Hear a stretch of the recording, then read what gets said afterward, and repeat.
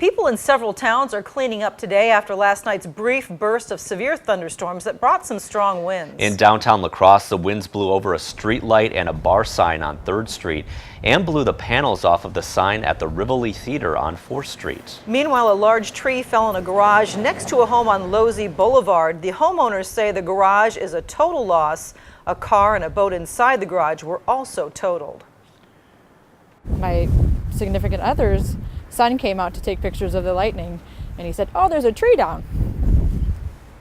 Lo and behold, it's the gigantic tree. Yeah, rural areas saw more wind damage too. Sarah Shums Mikchowski sent us these photos of a farm in Berry Mills, which saw sheds and barns blown over. Debris was scattered across the farm's fields, and Connie Peterson Kreutzer sent us this photo from Brownsville, Minnesota. The roof of this barn was also partially ripped off during those strong winds.